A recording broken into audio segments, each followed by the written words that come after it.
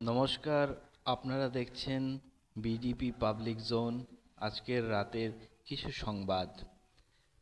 ডিফু স্টেশনের কাছে এক বড়সড় দুর্ঘটনার কবল থেকে রক্ষা পেয়েছে কন্যাকুমারী ডিব্রুগড় বিবেক এক্সপ্রেস।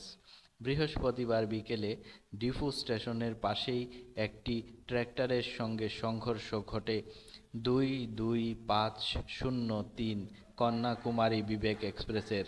ট্রেনের সঙ্গে সংঘর্ষের ট্র্যাক্টরটি সম্পূর্ণ দুমড়ে মুচড়ে গেলেও ট্রেনের কোনো যাত্রী হতাহত হওয়ার খবর নেই।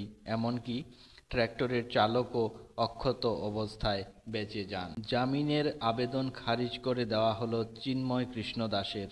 বৃহস্পতিবার সনাতনী জাগরণ জোটের মুখপাত্র চিন্ময় কৃষ্ণের জামিনের আবেদন খারিজ করে দেয় চট্টগ্রাম মহানগর দায়রা আদালত।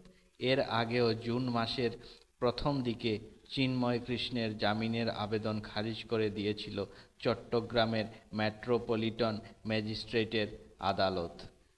চিন্ময় কৃষ্ণের বিরুদ্ধে চট্টগ্রামে আইনজীবী খুন সহ একাধিক মামলা রয়েছে। বরপেটা রোড রেল স্টেশনের পাশে হনুমান মন্দিরের সামনে থেকে উদ্ধার হলো এক অজ্ঞাত পরিচয় ব্যক্তির মৃতদেহ। বৃহস্পতিবার সকালে মন্দিরের সামনের রাস্তার সন্দেহজনকভাবে তাকে স্থানীয়রা প্রত্যক্ষ করে পুলিশে খবর দেন।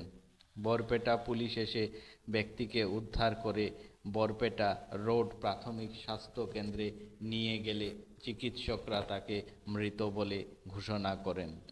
পুলিশ মৃতদেহটির ময়নাতদন্তের জন্য বরপেটার Fakhruddin Ali Ahmed medical college and হাসপাতালে পাঠিয়েছে। রাশিয়ার পূর্ব প্রান্তের আমুর প্রদেশে খোঁজ পাওয়া যাচ্ছিল না একটি বিমানের।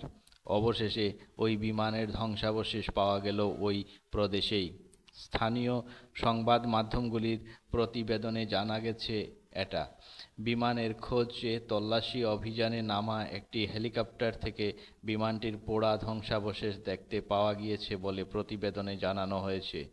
পরে রাশিয়ার জরুরি বিভাগের আধিকারিকরা এই খবরের সত্যতা স্বীকার করেন।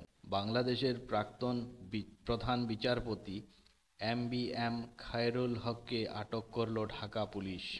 শেখ হাসিনার জমানায় বিভিন্নভাবে তিনি সুযোগ সুবিধা পেয়েছেন বলে দাবি করা হয়।